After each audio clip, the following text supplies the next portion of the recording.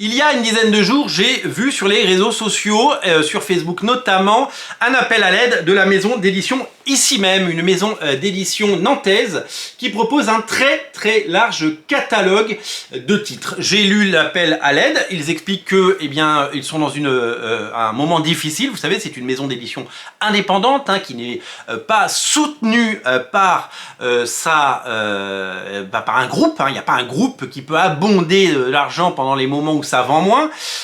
Nous sommes dans une situation où ils n'ont pas leur propre réseau de distribution, ils n'ont pas leur propre réseau de diffusion. Donc la diffusion, c'est les gens qui vendent, c'est les commerciaux, et la distribution, c'est les gens qui livrent. Donc ça peut être la même personne, mais ça peut être aussi des personnes différentes. Et donc souvent les structures indépendantes, eh bien, elles n'ont pas leur propre distribution et leur propre diffusion. Elles doivent évidemment sous-traiter. Donc sur le prix d'un livre, les maisons d'édition qui n'ont pas tout ça ne récupèrent que à peu près 20% du prix du livre.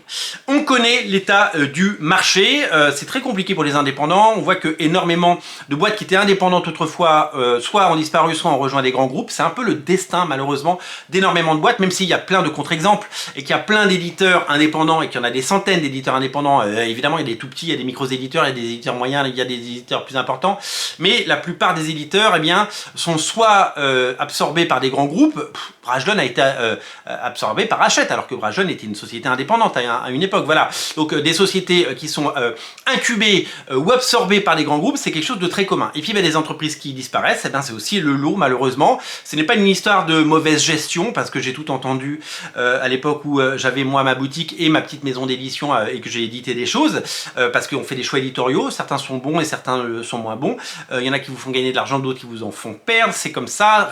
Même quand on s'appelle Glénat, Hachette, Dargaud, Dupuis, eh ben quand on sort des dizaines ou des centaines de BD par an, tout ne marche pas. C'est la loi du marché. Donc je reviens à ici même qui eh bien a fait part sur ses réseaux sociaux de sa situation assez difficile, impossibilité de sortir des nouveautés, trésorerie en berne et un marché qui a mis un genou à terre, vous le savez, parce que eh bien derrière les chiffres énormes qu'on vous a annoncés en début d'année sur l'année 2023 avec le succès phénoménal de Gaston et d'Astérix, et puis des Black Sad et de tous les Lucky Luke par Blutch, les Torgal et les Manara et tout ce qui a pu sortir et qui a tiré le marché vers le haut et qui a fait en sorte que l'année s'est bien terminée pour les libraires traditionnels, alors qu'elle avait très mal commencé. Le premier semestre pour le monde du livre, de manière générale, et le monde de la BD, premier semestre 2023 a été cataclysmique. Moi j'ai eu quelques chiffres sur le début 2024, sur janvier-février, j'ai entendu parler d'un chiffre qui dirait sur le marché du livre, on est à moins 12%. Alors le marché du livre va un peu mieux sur mars, parce qu'il y a eu des sorties de livres de Guillaume Musso et de Joël Dicker, donc le roman eh bien, tire le marché vers le haut, mais le marché a toujours énormément de mal, parce que en BD il n'y a pas eu de grosse sortie par exemple. En comics, vous le savez que c'est une niche. En manga, ça manque aussi d'un gros titre pour tirer le marché vers le haut. Et donc du coup, ça va pas très bien. Et puis quand on voit que les librairies ont été assez désertées, et c'est quelque chose que j'ai énormément entendu depuis le début de l'année, eh bien on peut évidemment se dire que eh ben, la situation doit être délicate. Moi, je me mets à la place de ces éditeurs. Je vous l'ai dit, j'ai eu Original Comics et j'ai eu eh bien, cette maison d'édition à Lyon, et c'est vrai qu'on a arrêté d'éditer des choses il y a plus de 2 ans. Quand on fait 3-4 mois d'affilée avec une trésorerie et moins de rentrée, eh ben, au bout d'un moment, ça devient très compliqué. Quand on est une PME, ça peut devenir très vite compliqué. Donc, je comprends tout à fait. Je sais qu'il y a plein de gens qui ne veulent pas entendre ces arguments, et des gens qui sont toujours de meilleurs entrepreneurs. Il y aura toujours des sélectionneurs plus doués que Didier Deschamps. Il y aura toujours des gens qui commentent des choses sur les vidéos et sur les réseaux sociaux qui sont des meilleurs gestionnaires et des meilleurs entrepreneurs que tous ceux qui font des choses. Mais ça, c'est normal, les gens commentent énormément. C'est un mal français. Un mal du monde, un mal d'internet. Donc tout ça pour dire que j'ai été sensible à cet appel. J'ai été hyper sensible à cet appel, et voilà pourquoi je fais cette vidéo, parce que peut-être que ça pourra les aider. C'est surtout qu'en fait j'ai été sensibilisé par cette couverture. Ils ont mis cette couverture en disant voilà, vous pouvez acheter nos albums. Comment nous aider? Ils ne bradent pas leurs albums, ils ne font pas de soldes, ils ne font rien. Ils font juste un rappel disant que on existe parce que vous achetez nos BD. Si vous arrêtez de les acheter, on n'existe plus. Voilà, tout simplement. Donc si vous aimez notre travail, dites-le. Et pour le dire, achetez les bouquins. Et en fait, c'est le plus beau des appels, si vous voulez, qu'on puisse faire. C'est, vous nous aimez, soutenez-nous. Voilà, on va pas vous prendre de l'argent de votre poche, on va pas vous voler de l'argent, on va pas tendre la main, on va pas faire la mendicité devant le Monoprix, on va simplement vous proposer nos ouvrages. Et cet ouvrage, je l'ai vu en librairie, fin de l'année 2023. Je l'ai feuilleté et je me suis dit qu'un jour il faudrait que je me le prenne parce que ça ressemble à des choses que j'aime. Ça ressemble à du Charles Burns, ça ressemble à du Daniel Clowes et d'ailleurs c'est une bande dessinée américaine, donc techniquement c'est un comic qui s'appelle Goiter et c'est une succession de petites histoires assez rigolotes, très sombres parfois, très nihilistes aussi, avec un style graphique très indé. Et moi ça me plaisait. Et ben je me suis dit du coup je me l'achète, voilà. Plutôt que l'acheter, alors j'achète des bouquins toutes les semaines en librairie, j'essaie de soutenir les librairies indépendantes, j'en ai 2 à côté de mon bureau, j'y vais tout le temps et j'y dépense des sommes folles, d'ailleurs beaucoup trop. Et donc je me suis dit je passe commande, et puis j'ai vu qu'à partir de 35 €, le port était offert, donc ça coûtait je sais plus, 28 €. Et donc, je me suis dit je vais m'en prendre un deuxième, et puis je suis tombé sur les dessins de Elisa Menini, et donc ça m'a vachement plu. C'est une italienne qui fait ça, très bel album, dos toilé, et donc plutôt que me prendre cet album tout seul, j'ai vu qu'il y avait un coffret avec ces 2 autres albums.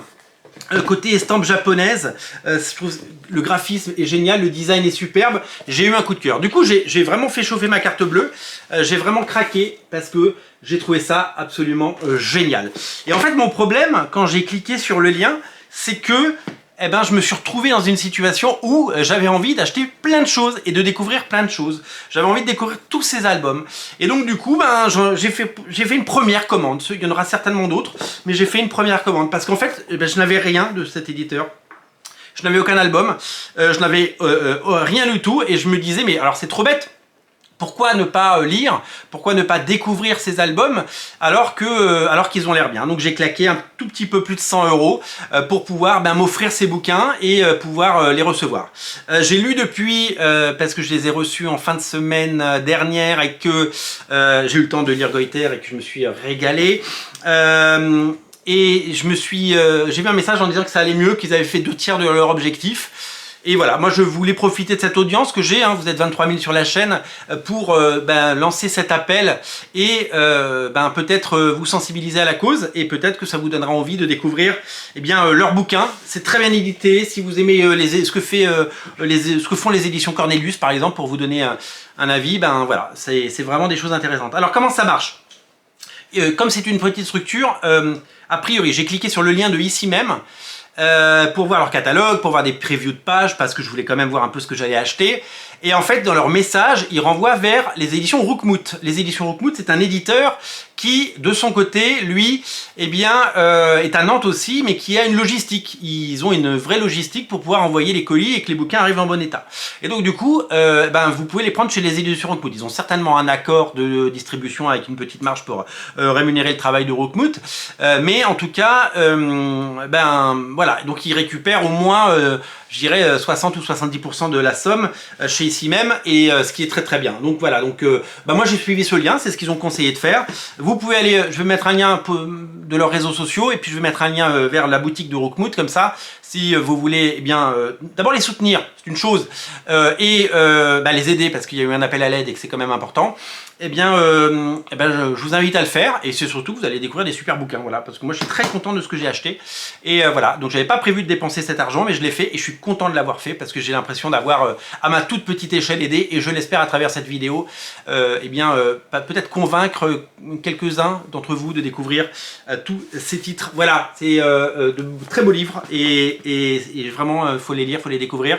Voilà, je pense que j'ai tout dit. Je vous mets des liens en descriptif de la vidéo pour aider cet éditeur qui en a besoin et c'est important qu'il y ait de la diversité et c'est important qu'il y ait plein d'auteurs indépendants qui continuent à travailler et dont on peut lire les livres et qu'on se régale à les lire et à les découvrir.